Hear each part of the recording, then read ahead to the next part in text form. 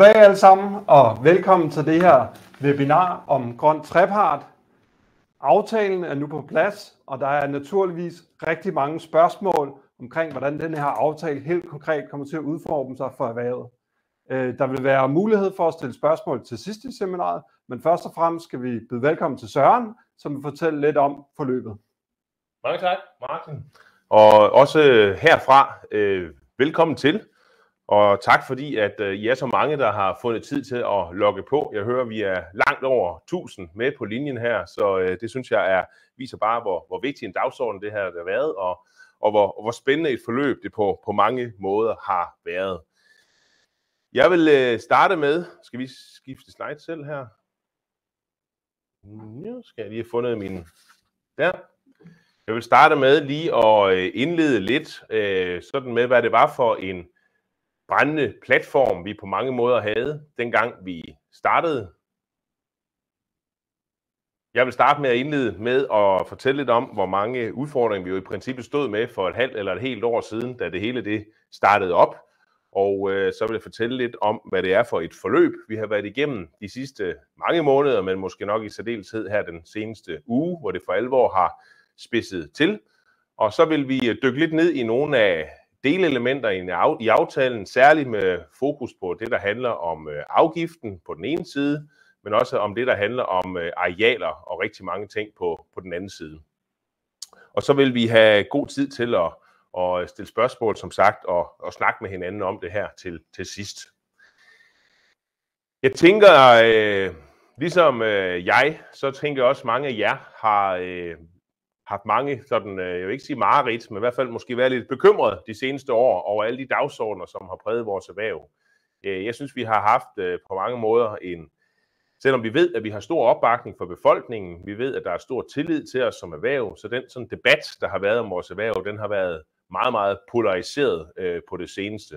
Og hvis vi starter med afgiftsdiskussionen, så tænker jeg, alle sammen, vi kan huske tilbage på næsten 3-4 års diskussion om den her CO2-afgift, som jo har martret os, fordi vi har været så dybt bekymret for, hvordan i alverden kunne man indrette en afgift på nogle biologiske processer, som er svære at måle og svære at veje, og for nogle af dem vedkommende også svære at gøre noget ved. Og som I kan se på planchen her, så har der været rigtig mange forslag gennem tiden fra Klimarådet og de økonomiske vismænd, og så senest jo fra svarerapporten på, hvordan man kunne indrette sådan en afgift. Og jeg tænker også, mange af jer, ligesom jeg selv har gjort, har brugt et beregningsværktøj, for eksempel ESG Green Tool, til at prøve at beregne sit eget klimaaftryk for bedriften. Og så får man det jo halvdårligt, når man ganger de her forskellige satser på, som har været fremme i medierne. Det har været vores helt store bekymring, hvordan vi kunne få nogle af de her risici pillet ud af sådan en afgiftsmodel. Og det vil jeg vende tilbage til, eller det vender vi tilbage til lidt senere. Det har været ret klart, at afgiften var på vej. Der har været meget, meget stort flertal for en afgift. Der har vel ikke været ret mange imod en afgift. Og man kan sige, at den regering, der sidder nu, er jo også gået til valg på, at der skulle være en CO2-afgift på landbrugets biologiske processer. Og derfor så var det jo ligesom givet, at det på en eller anden tidspunkt ville blive materialiseret og realiseret. Samtidig med det, så har der jo været en kæmpe stor diskussion i de seneste år om, hvad vi skal bruge vores arealer til. Og jeg har rejst lidt rundt her de seneste par måneder med sådan en tabel, hvor jeg bare lige prøvede at liste op, hvad det er for nogle sådan politiske ønsker, der har været til, hvad vi skal bruge vores arealer til. Lige fra lavbundsjord til skovrejsning, masser af vedvarende energi på land. Økologi skal fordobles, hvilket jo er rigtig godt, men jo selvfølgelig en udfordring, hvis ikke der er de rigtige rammebetingelser som økolog. Der har også været rigtig meget diskussion om de her forskellige områder, vi har rundt til vores fjorde og op til vores vandløb, hvordan man kunne forestille sig omlægninger af dem. Der har været forslag om 200.000 hektar grundvandsparker. Det står lige frem i regeringsgrundlaget, at det er noget, man vil undersøge fra regeringens side. Og endelig, midt i det hele her for nogle uger siden, så kom der et forslag fra 6 partier rundt om regeringen om op til 10% strengt beskyttet natur. Og så kan man godt få lidt ondt i maven, når man kigger på alle de her arealer og tænker på, om der også stadigvæk skal være plads til en fødevareproduktion. Og oven i det, så hvis man så summer op, hvad jeg tror, eller hvad vi tror fra Landbrug & Fødevares side, at vi står med sådan af, skal vi kalde det udfordringer de kommende år, så vil vi have nogle udfordringer omkring natur og biodiversitet, forstået på den måde, at det er afgørende, at vi kan leve op til på en eller anden måde, hvordan vi kan få integreret nogle af de EU-regler, der kommer omkring natur og biodiversitet i det danske landskab. Så er der et stort tema om drikkevandsbeskyttelse. Som sagt nævnt de 200.000 hektar grundvandsparker, som jo faktisk Socialdemokratiet gik til valg på forud for det seneste valg i de døende dage inden valgdagen. Så har der været en stor diskussion omkring klimamål, både europæiske klimamål og danske klimamål. Og endelig så hele diskussionen omkring vandrammedirektivet, som de af jer, der sidder lokalt ude i vores foreninger og kender alt til, hvor kæmpestor en udfordring det er, det som kommer til at ramme os frem mod 2027. Og alle de her udfordringer er jo noget af det, vi står og skal arbejde med i år, næste år, om 2 år, om 3 år. Og enten så kunne vi jo vælge sådan at tage det kamp for kamp. Det er vi ret gode til, vil jeg sige, i fællesskab og kæmpe mange af de her dagsordner. Men da der så bød så den her mulighed for, at regeringen må jo være gået til valg på at lave et visionspartnerskab for landbruget, de har skrevet ind i deres regeringsgrundlag, at sådan et skal der være. Og så besluttede man sig så for sidste efterår, da det hele så lidt svært ud med den her CO2-afgift, at lave sådan en grøn trepart. Og når man læser i kommissoriet for den grønne trepart, så handler det først og fremmest jo om den her vision. Det handler om en diskussion om, hvad vi skal bruge vores arealer til, og herunder en strategi for skovrejsning, drikkevand, natur og biodiversitet og en klimaafgift. Og det passer jo rigtig godt sammen med de udfordringer, vi havde på det forrige slides, så derfor så gik vi ind i kampen i den her grønne trepart for omkring et halvt års tid siden, og så har vi forsøgt at få det bedste ud af det. Jeg har også nogle gange talt om det, som jeg kalder vores mixerpult, og den skal I forstå sådan, at hvis vi nu kun skulle diskutere CO2-afgift og ikke andet, så er jeg ikke i tvivl om, at så vil vi være kommet ud af det rum igen med en høj ensartet CO2-afgift, formentlig svares model 1. Det er jo det, der var et klart flertal for i rummet. Det var det, de fleste ønskede. Og hvis I kigger med i de sådan politiske kommentarer og de forskellige andre organisationer, der kommenterer på det, vi så landede i aftes i dag, så er det også stadigvæk det, der er mange, der efterspørger, hvorfor blev afgiften ikke højere. Og det tror jeg er en af grundene til, at vi lykkedes med det, det var, at vi ligesom kastede det hele ind på bordet og sagde, at vi synes, vi skulle snakke om det hele på én gang. Vi skulle både snakke om CO2-afgift, vi skulle snakke om drikkevand, natur og biodiversitet, skov, vandplaner, og ikke mindst det, som ligesom om alle de glemmer, altså at der også skal være plads til en robust fødevareproduktion i fremtiden i Danmark. Og det, at vi har haft så mange ting inde på bordet på én gang, har tjent flere formål. For det første, i al beskedenhed kan jeg sige, og det er ikke mig, det handler om, men det er alle de dygtige medarbejdere, der er i Landbrug og Fødevare. Vi har været den eneste organisation, der har kunne rumme fagligheden helt ned i dybden på alle de her temaer. Så vi har haft en fordel i at kunne bringe viden ind til bordet på den måde. For det andet, når man så nu har et rum, der trods alt er så magtfyldt, som det har været, med 6 ministerier, altså 5 ministre plus Finansministeriet til stede hele vejen igennem, så er der også et rum, hvor man for alvor kan få truffet nogle meget, meget, meget store beslutninger, og også potentielt set få rigtig mange penge på bordet. Og endeligt, det at vi har haft de her forskellige temaer på bordet, det har gjort, at vi har kunnet strikke noget sammen, som håndterer rigtig mange af de udfordringer, vi alligevel vil møde i årene frem mod 2030. Så det var sådan ligesom baggrunden, da vi gik ind i det her arbejde for et halvt års tid siden. Hvordan er det så endt? Jamen, det er jo endt med en aftale, som vi blev enige om i går, skulle hedde aftale om et grønt Danmark. Og det kan man jo lægge mange ting i. Jeg synes jo netop, den grønne del af Danmark, det er landbruget. Det er os, der bor ude i landdistrikterne, som både er landmænd med den produktion, vi nu engang har, men det er også os, der oftest ejer naturen, ejer skoven, ejer lavbundsjordene. Så jeg synes jo hele tanken om, at et grønt Danmark, det er os landmænd, der er arealforvaltere, uanset hvad vi har. Det synes jeg er rigtig godt, og det er faktisk også blevet nævnt i aftalen som en af de helt centrale ting. Vi har haft et forløb, som startede med de første møder tilbage i januar, og forud for det havde vi faktisk 3 måneders forberedelse med de forskellige parter. Nogle af parterne kan I se her på billedet. Det er dem, som vi har siddet sammen med i det lokale, vi står der i ufattelig mange timer det sidste halve års tid. Jeg vil sige, at de sidste 14 dage har været særlig intense, og så måske nok især den seneste uge har været ekstremt intenst. Der har været forhandlinger både nat og dag, og tidligt og sent, og nogle gange har det været hele treparten, nogle gange har det været knap så mange, og der har været bilaterale drøftelser og trilaterale drøftelser, og jeg ved ikke hvad. Så det har været et meget, meget intens forløb, så hen over weekenden, indtil vi så i går mødtes i går formiddag, og havde så en hel dag, hvor vi gik den endelige aftaletekst igennem. Det har været, synes jeg, et godt forløb. Vi har fået en god kemi med alle de her personer, I kan se, som har været med i rummet. Vi har haft på mange måder en god stemning, men vi har også haft nogle meget, meget, meget hårde og intense forhandlinger, hvor det også handler om et hårdt magtspil for nu at få sin vilje sat igennem på alle mulige områder. Pakken rummer jo rigtig mange elementer, rigtig mange forskellige elementer, som det bliver for meget at gennemgå dem alle sammen nu, men jeg kan se nogle af dem på planchen her. Men helt grundlæggende set, så har vi jo taget udgangspunkt i det her med, hvad vi skal bruge vores arealer til. Altså en strategi for arealanvendelse, at hvis vi skulle løse alle de her udfordringer, I så for lidt siden, så ville vi jo løbe tør for hektar i Danmark. Så vores tilgang har været, at når vi skulle rejse en hektar skov, så skulle den både have en klimaeffekt, den skal også helst plantes et sted, hvor den har effekt på vandmiljøet, og det er også der, vi skal levere på de dagsordener, vi skal på natur og biodiversitet og drikkevand. Så har vi i princippet løst 4 udfordringer på den samme hektar, hvis vi får skoven placeret de rigtige steder. Og ligesådan med lavbundsjordene har vi haft det samme fokus. Lavbundsjordene skal jo selvfølgelig udtages der, hvor lavbundsjordene de nu er, men først og fremmest også gerne med fokus på, at det har et effekt på vores vandmiljøplaner, når vi kommer frem til det.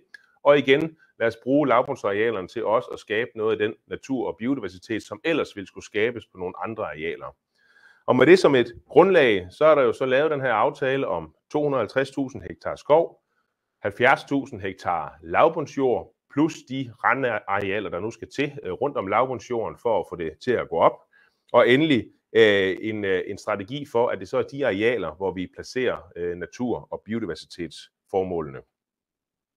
Til sidst, oven på det, eller under det, hvordan I nu vil formulere det, så har vi selvfølgelig haft den her store kamp om at få bygget en afgift, som vi jo som helt grundlæggende altid har betragtet som et stort risikofyldt eksperiment at indføre sådan en med mange risici. Mange af de risici kommer vi tilbage til om lidt, har vi fået pillet ud. Vi har grundlæggende fået bygget en model, hvor vi som landmænd nu får langt større klarhed for, hvad det er, vi skal gøre, hvad er det, vi skal investere i, hvad er det for nogle klimatiltag, der kan tælle med på vores bedrifter, sådan at vi faktisk ultimativt kan slippe for at betale afgiften, hvis ellers vi er klimaeffektive. Og så en sidste ting, måske inden jeg giver ordet videre, som har været en af de helt store kamppladser også, det har været hele finansieringstilgangen. Hvis I husker tilbage i februar måned, de af jer, der var med på vores webinar efter Michael Svares rapport udkom, jamen så var en af grundlagene i hans rapport, at han måtte dybest set ikke bruge penge fra statskassen. Så derfor så blev der lavet en afgift, en meget, meget stor afgift, som jo krævede et kæmpestort milliardprovenu ind, baseret på afgift på husdyr til landmanden, men ved at plante skov og udtage lavbundsjord på markerne. Det har været en stor udfordring at få det til at falde på plads, at det ikke skulle ende sådan. Vi har haft den klare tilgang, at de afgiftsprovenuer, man opkræver, de skulle tilbage til at investere i landbrugsprocesserne ude på gården, hvorimod en arealomlægning af den karakter, vi kigger ind i nu, det må være en samfundsopgave at få det finansieret. Og derfor er vi også glade for, at det lykkes til sidst at få tallet op på 40 milliarder kroner, som så bliver reserveret fra samfundets side til arealomlægningen. Derudover er der sat 10 milliarder kroner af til at udbrede pyrolyseteknologien, og der er også andre beløb, og måske har I lagt mærke til i dag, at Novo Nordisk har besluttet, at fordi at parterne er blevet enige, og der er det her historiske forlig mellem Landbrug og Fødevare og Danmarks Naturfredningsforening og en regering, så har de også besluttet at sætte 10 milliarder kroner af til den her samlede pakke. Som I kan høre, rigtig mange penge på bordet fra samfundskassen af, således at vi kan bruge pengene fra det provenu, der nu må komme, som nok er mindre end oprindeligt tænkt, fordi afgiften er struktureret anderledes, men det provenu kan så komme tilbage til at investere i landbrugsprocesser. Det lykkes vi med, og det er vi rigtig stolte over. Det lykkes vi ikke mindst med, fordi at vi har haft en organisation, som har knoklet med det her i et halvt års tid med dedikerede ansatte, som har arbejdet i døgndrift, men også lykkes med det på grund af alle jer derude, som har bakket op om den her strategi, vi har haft. Vi har haft et meget, meget tæt samspil med vores hovedbestyrelse og vores forretningsudvalg i Landbrug Fødevare, hvor vi har været enige om, at det var den her plan, vi skulle prøve at se, om vi kunne få igennem. Så det var selvfølgelig på mange måder en stor forløsning for hele Landbrug Fødevare, at det lykkedes sidst på dagen i går at kunne sige, at nu var den der. Så venter der selvfølgelig et politisk forløb nu med at få den vedtaget på Christiansborg, og der har vi sendt de klare signaler, at det er afgørende for os, og det er afgørende for alle de andre parter, at den bliver vedtaget i sin helhed, fordi at der er ingen hemmelighed, at mange af ordene i den her aftale, de er afstemt på en atomvægt, så der må helst ikke blive rykket ret meget rundt på tingene.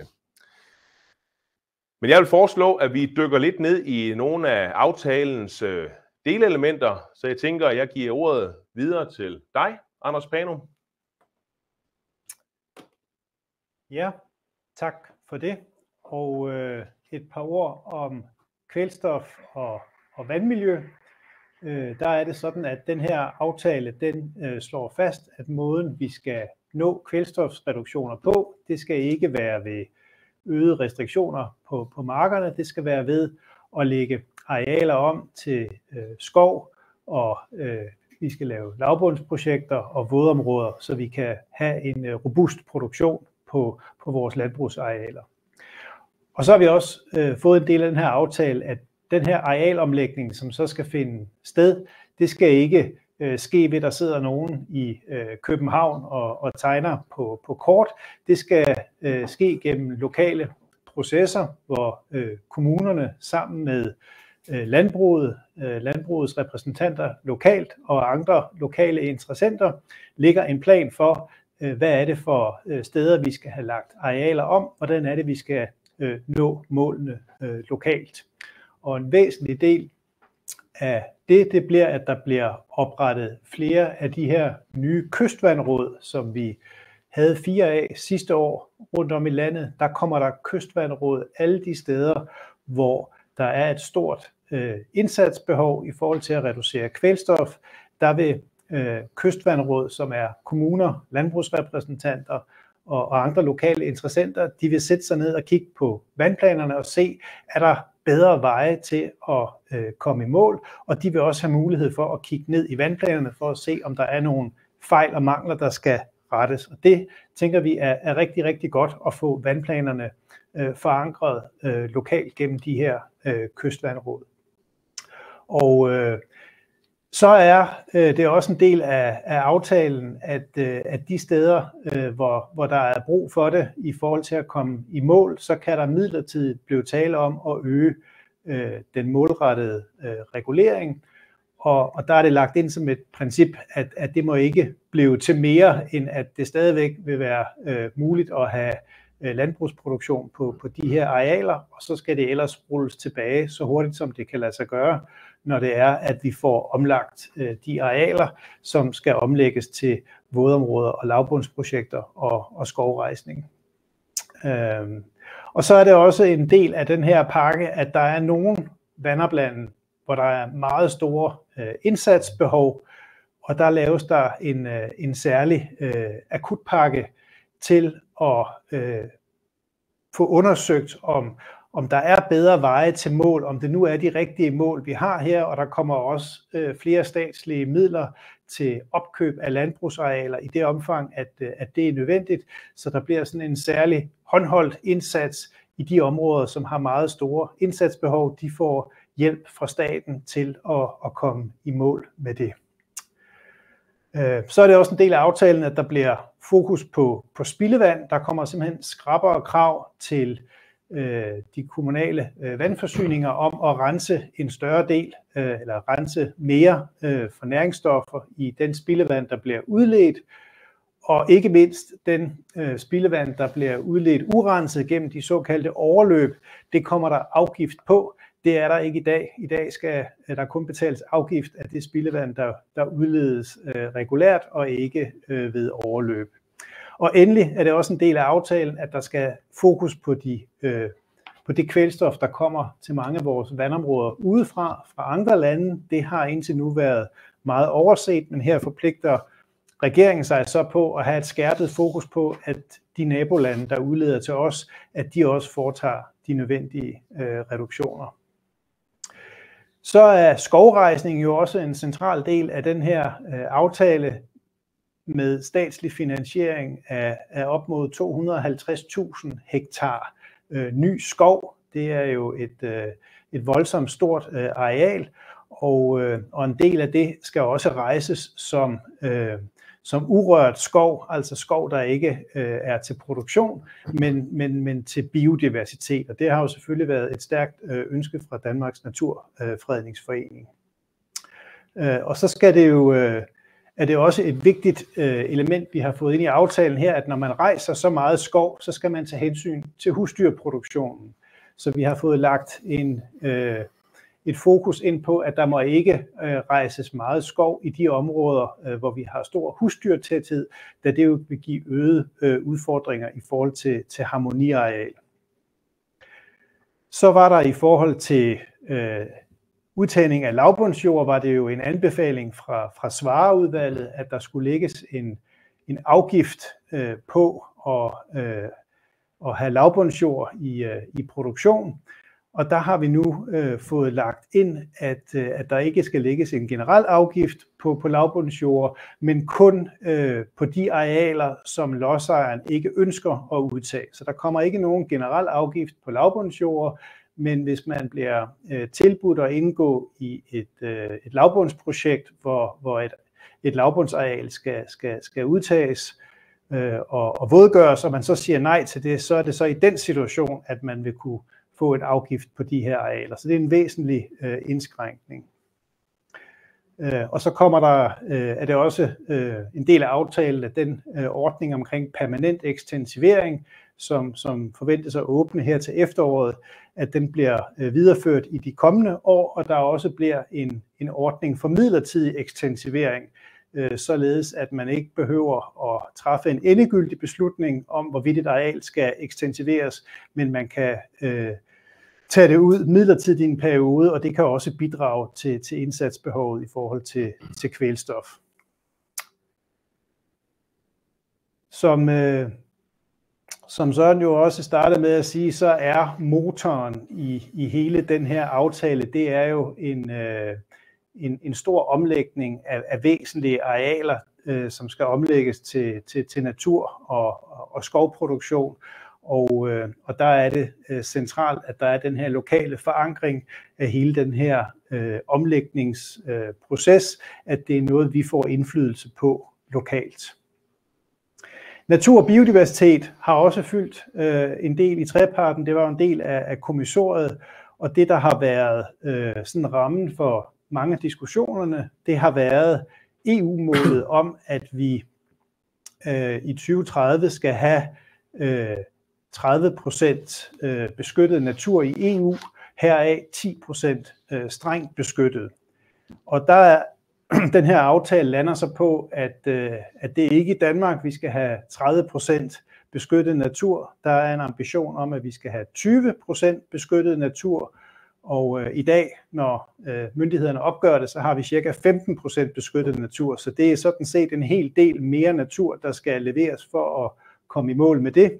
Men med de øvrige ambitioner, der er om øget skovrejsning, vådområder og lavbundsprojekter, så vurderer vi, at det er det, der ligesom kan levere, at vi så kommer op på de her 20% beskyttet natur. Og der er ikke nogen beslutninger i aftalen om strengt beskyttet natur, men det kan jo komme senere fra Christiansborg. Og endelig kan man måske nævne her, at ud over de 15 naturnationalparker, som er besluttet, hvor 2 er under etablering, så kommer der 5 nye naturnationalparker på statslige arealer. Og det er jo sådan nogle steder, hvor det vil være nok noget, der lever op til krav om strengt beskyttet natur. Og det var selvfølgelig også et ønske fra Danmarks Naturfredningsforening. Så det var natur- og skovrejsning og kvælstof i en hurtig overflyvning. Ja, tak. Og så tror jeg, man lige kan tage en dyb indånding her, og så skifter vi en lille smule tema over mod afgiftsmodellen. Og afgiftsmodellen, den i den model er der jo satserne, som af naturlige årsager har meget stor interesse, og som jo er noget af det, der er blevet diskuteret ekstraordinært meget igennem næsten 2 år nu. Helt grundlæggende, så er det enormt vigtigt at sige, at vi har bevæget os fra en verden defineret af de økonomiske råd, eller for eksempel Klimarådet, hvor man jo har snakket satser på 1.200 til 1.500 kroner, over i et helt andet univers, vil jeg kalde det, hvor det rent faktisk kan lade sig gøre, både at udvikle vores landbrug for alle bedriftsgrene, og samtidig indfri de klimamålsætninger, som vi har forpligtet os til, jævnfør for eksempel landbrugsaftalen. Når man kigger på de satser, som der står på den her slide, så kan man se, at den marginale sats, den vil stige fra 300 kroner i 2030 til 750 kroner i 2035. Det er nogle store tal, som man godt måske kan få lidt ondt i maven af at kigge over, men de her tal kan ikke stå alene. De skal ses som en del af den samlede pakke, som den her afgiftsmodel rummer. Der bliver også diskuteret de her og nævnt de her effektive satser, men det er sådan lidt en omregning af, hvordan satsen vil være, hvis der ikke var et bundfradrag. På den måde vil man kan sammenligne det for eksempel med model 1 i svarerapporten, men for vores vedkommende er de vigtige, det er de marginale satser, det er dem, der i sidste ende vil stå på regningen for skattevæsenet. Og det er selvfølgelig i øjenfaldene her at se 750 kroner. Der må vi sige, at det har været et helt klart ufravigeligt krav, at det her tal kom ind. Det vi så til gengæld har gjort, det er i 2032, der har vi fået defineret et genbesøg.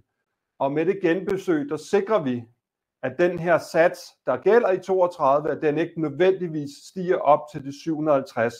Der har vi fået indlagt en række kriterier, som skal diskuteres i 32. I 32, der vil satsen være på 480 kroner, og det svarer mere til en model 3, hvis man skal sammenligne med svarer, end til en model 2. Det, der skal ske i 32 i det her genbesøg, det er, at først og fremmest skal man vurdere, om satsen skal stige yderligere i lyset af, hvad for nogle klimavirkemidler, der er tilgængelige. Der er blevet gjort et kæmpestort stykke arbejde her i at definere en klimavirkemiddelmotor, sådan så vi kan få flere klimavirkemidler godkendt hurtigere, sådan så man netop kan få nedbragt sin udledning ude på gården. Hvis den her motor ikke virker efter hensigten og efter den aftaletekst, som er defineret, så vil man på det tidspunkt kunne undgå, at satsen stiger til mere end de her 480. Det er den første bremseklods, vi har lagt ind. Den anden bremseklods, som er helt central for erhvervet, det er, at satserne skal ses i lyset af den konkurrenceevnesituation, vi står i. Det er første gang i verdenshistorien, at man pålægger en afgift på de biologiske processer i landbruget, og Danmark er et land, hvor en meget stor del af den fødevareproduktion, vi har, den sendes til udlandet, og i udlandet er den i konkurrence med anden produktion, som ikke har en afgift. Der er reelt ikke nogen, som helt præcist ved, hvordan det kommer til at påvirke vores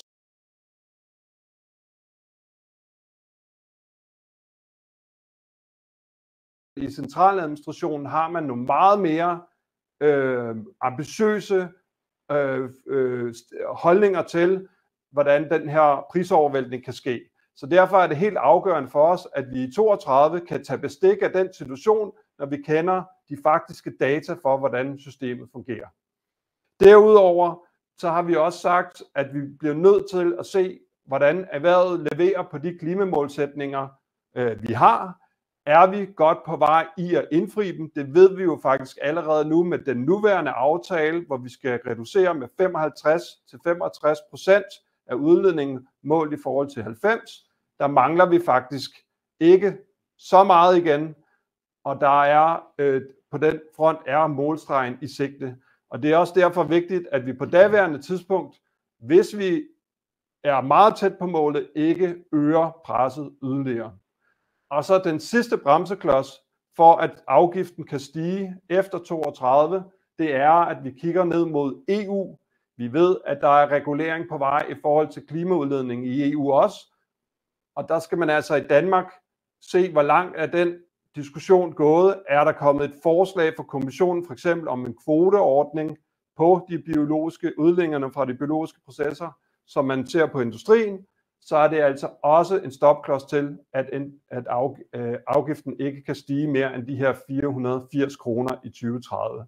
Så samlet set et vigtigt budskab her fra os i forhold til at sige, at der står 750 kroner i aftalen, men man skal virkelig have den samlede pakke en mente, når man kigger på sin egen bedrift og begynder at vurdere, hvad der kan være af konsekvenser for den. Så vil jeg lige sige nogle ord også omkring, hvordan det her system er tænkt at fungere.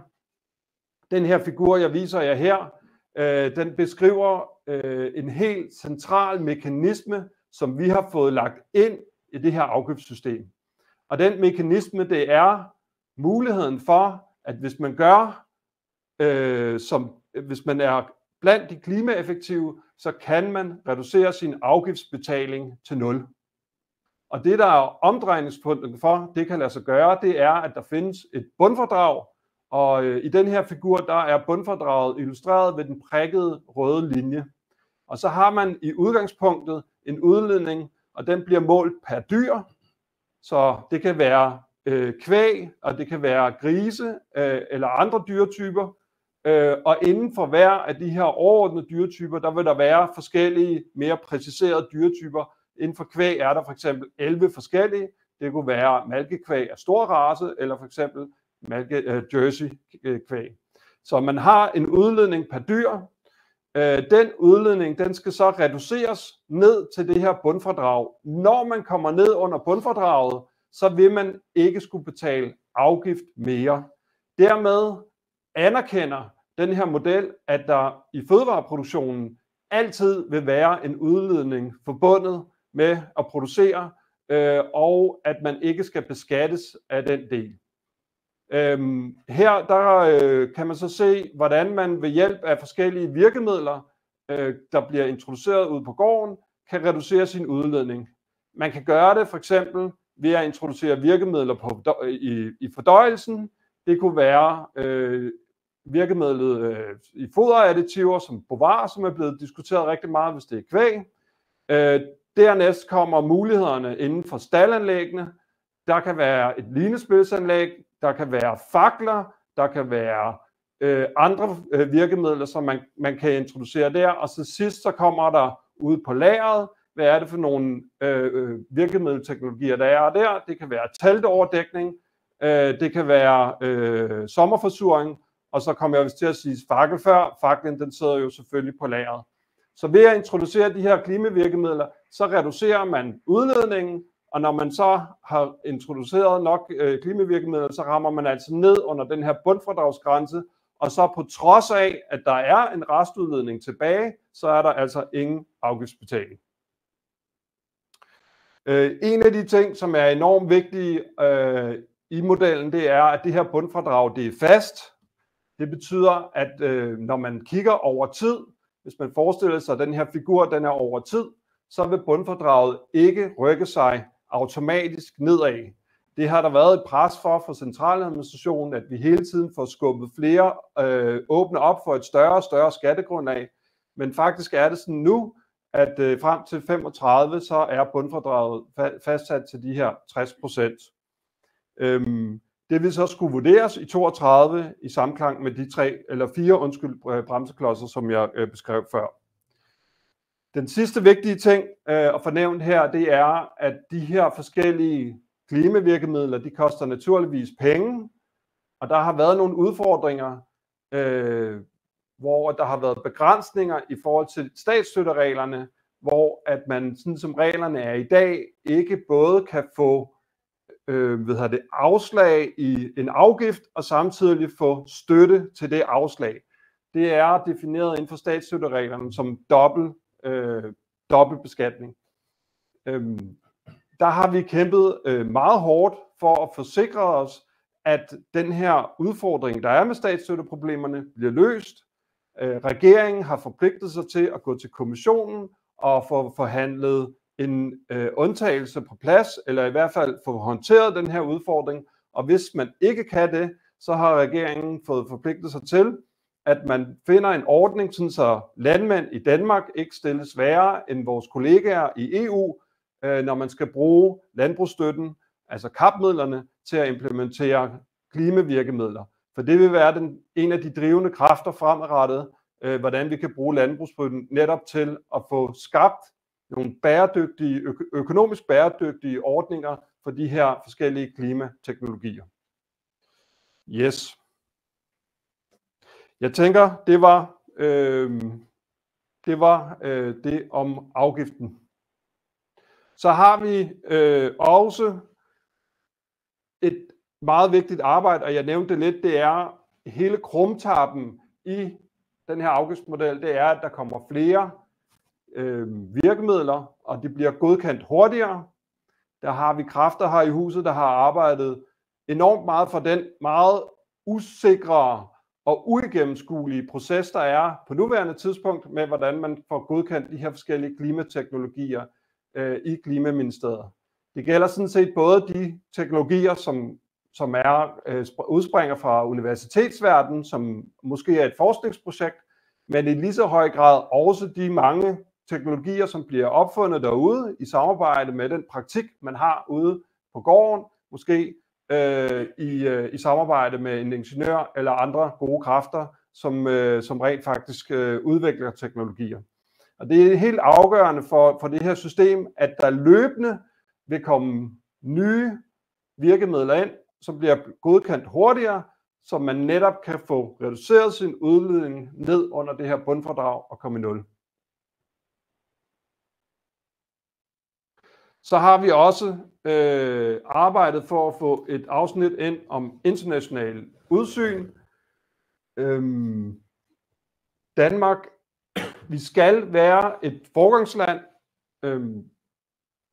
og jeg tror lige præcis med den her model, hvor man rammer balancen mellem at kunne sikre en udvikling for alle dele af erhvervet, samtidig med at man kommer i mål med de klimamålsætninger, der er, så er det netop definitionen af at være et fremgangsland i vores syn.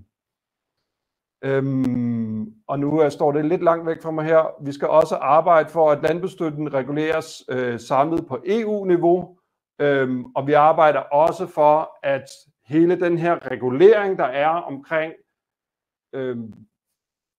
udledninger fra landbruget, bliver håndteret i en international sammenhæng, altså her i en EU-kontekst, med de spor, der ligger der. Yes.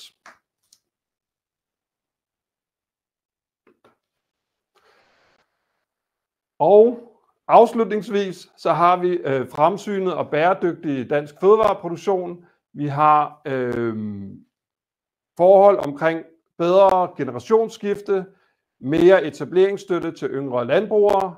Der er 100 millioner til opkvalificering og uddannelser over 29 til 32. Der er puljer til reduktion af slagteriernes kontrolgebyrer. Der kommer en vækstpakke for hele erhvervet som helhed, og der er også opbakning til en ambitiøs forskningsindsats i mange år frem, så vi kan sikre os, at der kommer en pipeline af virkemidler også på den lange bane. Det her, det er rigtig mange informationer på kort sigt, og der vil helt sikkert være rigtig mange spørgsmål derude. Vi får mulighed for at stille nogle af spørgsmålene om et kort øjeblik, men det vil også være sådan, at Søren han kommer på en rundtur i den her uge med fysiske møder, og vi starter op allerede i morgen i Sorø. Ja. Og der vil man altså kunne møde op og stille yderligere spørgsmål, og I kan læse mere om de her møder på vores hjemmeside lf.dk. og de lokale foreninger er fuld i gang med at invitere ud til de her stormøder. Yes, godt. Og så kommer vi til runden, hvor vi har mulighed for at stille spørgsmål, og vi har allerede fået et par enkelte spørgsmål ind, og vi starter her. Fonden til etablering af skovrejsning, bliver det en frivillig ordning for den enkelte landbruger? Det er spørgsmålet, og så er der et tillægsspørgsmål her. Hvad nu, hvis ejendommen ligger i et skovrejsningsområde? Det kan jeg godt. Ja. Yes, det er sådan, at skovrejsning, det vil ske på frivillig basis, at det er kun lodsejere, der ønsker at rejse skov, som vil kunne indgå i de her skovrejsninger. Yes, godt.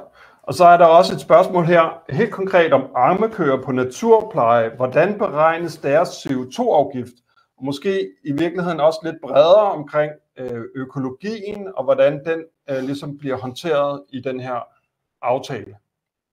Yes, jamen jeg kan lægge for, og det er jo noget af det, vi har haft enormt meget fokus på, at en ting er jo det fine eksempel, som Martin viste lige før omkring afgiftsberegningen, men det er jo også afgørende, at sådan at de andre typer af produktion end måske lige den traditionelle mælkeproduktion eller den traditionelle griseproduktion har mulighed for at se sig selv i det her.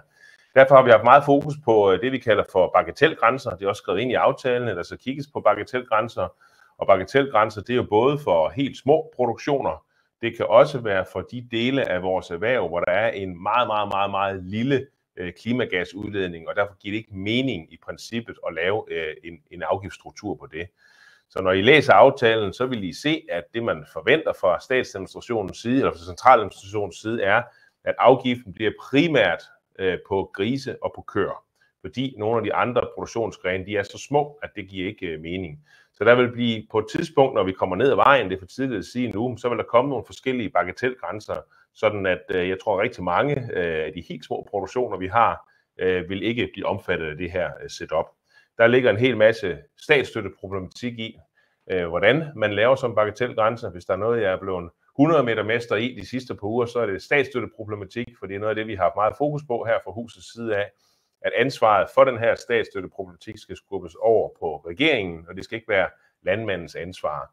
Men hele den her tanke omkring bagatelgrænser er noget, der skal arbejdes med, og ellers er det jo sådan, at som Martin sagde, der er 11 forskellige typer af køer, som er inde i her emissionsfaktor, og en af dem er for eksempel en ammeko, som har en lavere emission end en malkeko, men har stadigvæk dog en emission fra sin husdyrgødning af metan. Men det er for tidligt at sige nu, hvor bagatelgrænserne ligger. Jeg tror, der går noget tid, inden det bliver fastlagt. Ja, og dertil kan vi måske også svare på spørgsmål omkring om de indgår på individuel plan. Det er sådan, at der er rammesat i aftalen en forventning om, at afgiften kun kommer til at ramme på kvæg og grise, og det betyder dermed altså, at andre dyrearter, at man prøver på at få dem ind under den her bagatelgrænse. Det gælder så for eksempel fjerkræ også, som samlet set kun udleder 0,2% af den udledning, der er for dyr, og det er den måde, man prøver på at argumentere på den front. Så har vi et spørgsmål her, der siger, på hvilke grundlag/kriterier fastsættes en kombineret planteavls- og skovbrugsejendoms CO2-belastning?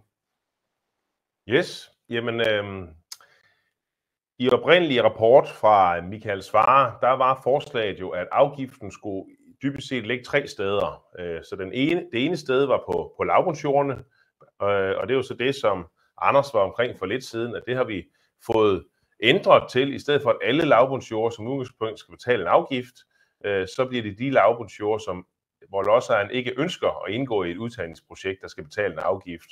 Så det er jo den ene afgiftsstruktur. Den anden afgift, som der blev foreslået fra Svarer-eksperten, Svarer-gruppen, kan vi vel kalde den, det var en afgift på gødning.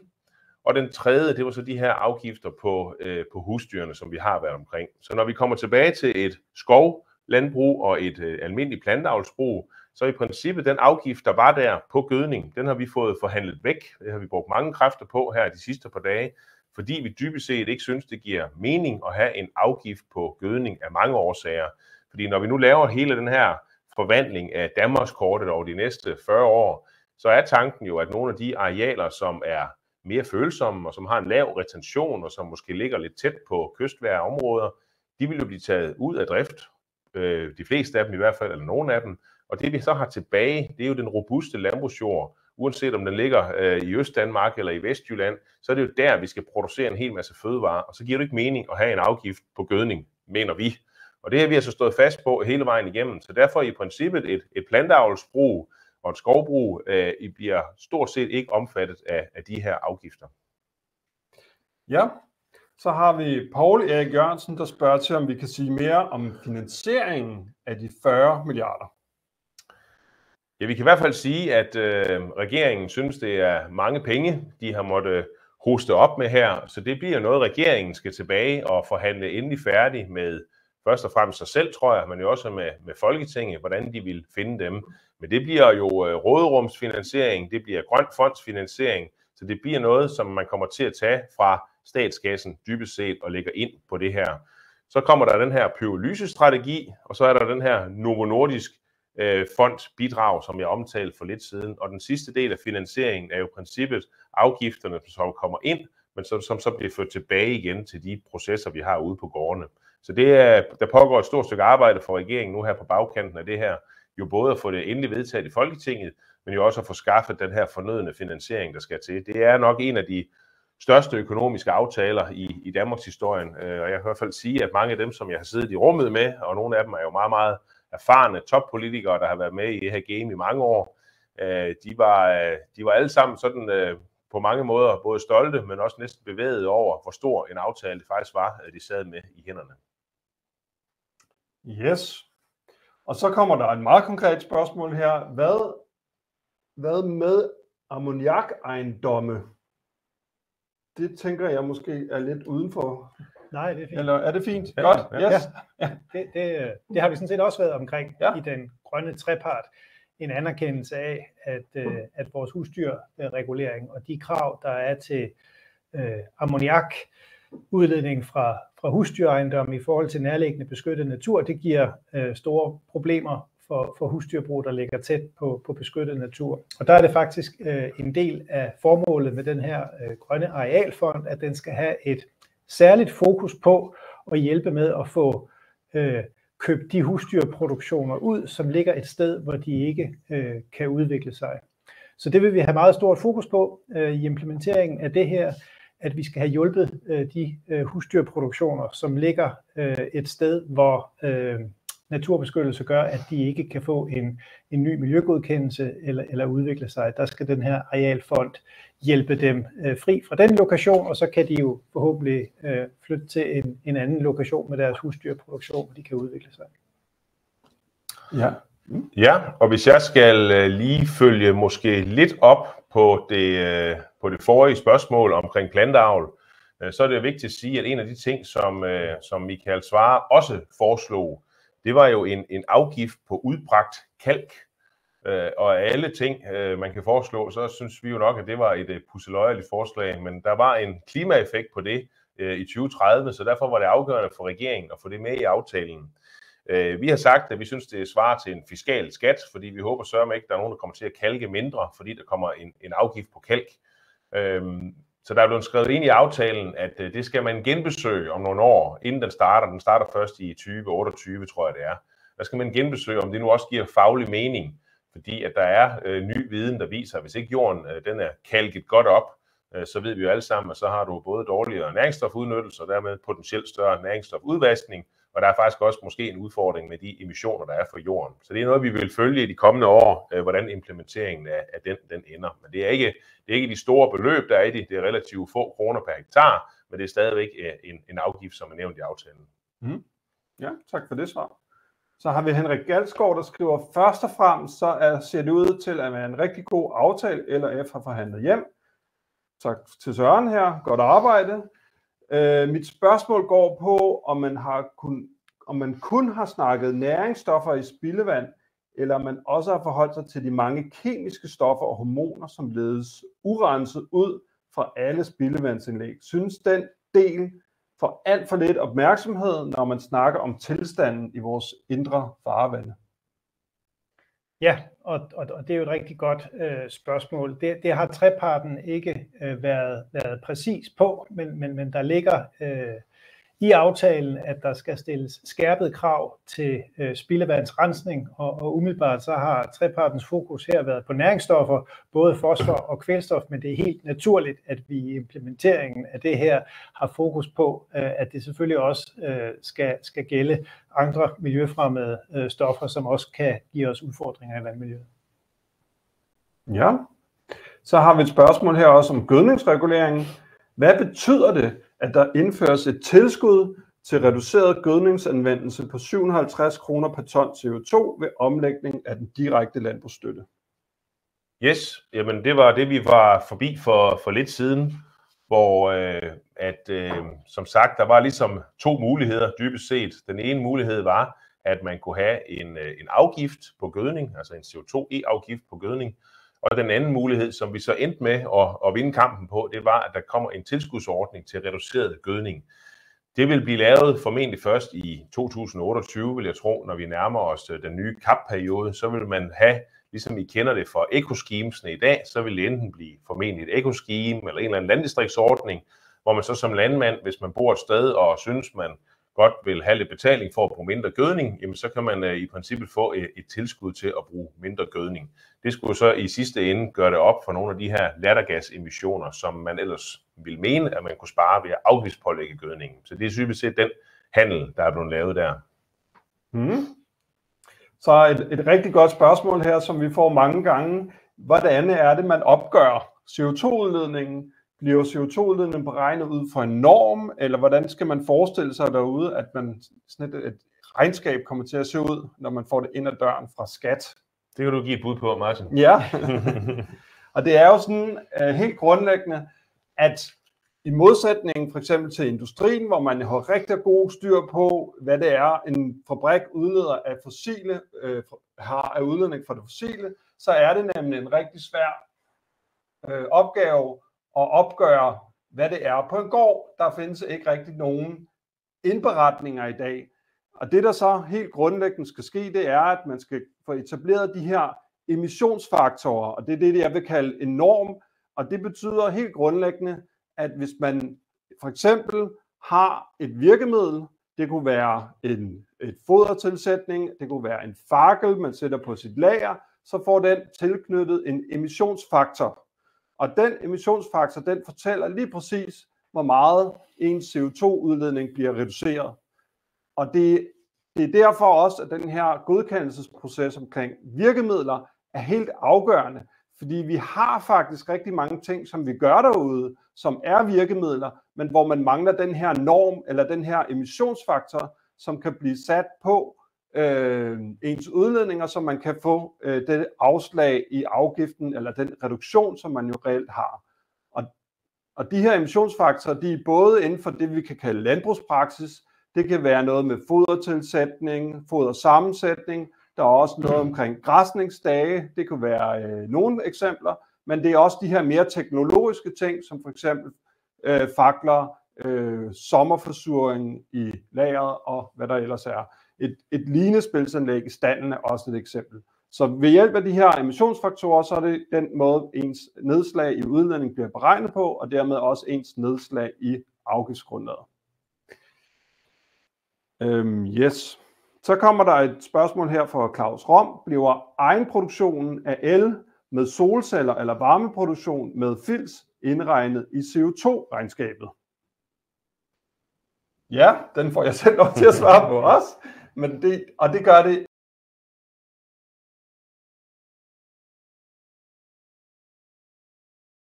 industrien. Det er en enormt vigtig pointe at have med, når vi mødes med folk, vi diskuterer de her afgifter med. Så prøver jeg at finde en.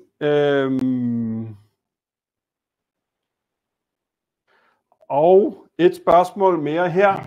Hvilken betydning har det for arbejdspladser i landbruget? og jeg tænker, den får jeg også lov til at svare på.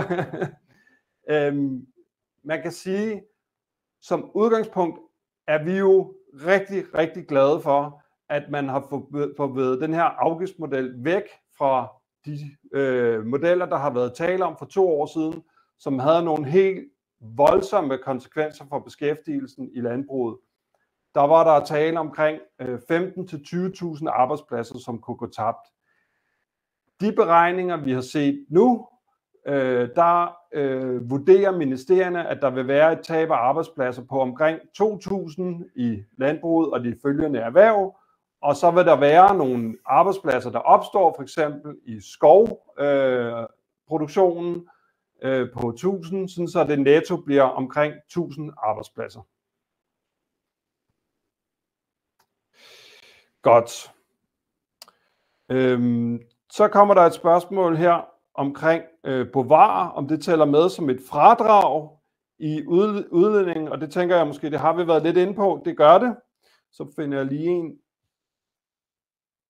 Hvorfor kvælstofregulering af landbruget, når der ikke er regulering af N og P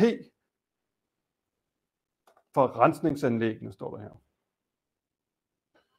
Ja, det kan jeg godt prøve at sætte et ord på. Altså, hvis det handler sådan om hele situationen i vores vandmiljø, så er det jo også noget af det, vi har jo ikke været så meget omkring det nu her, enten det Anders var omkring, men udfordringen er jo, at når vi taler om de her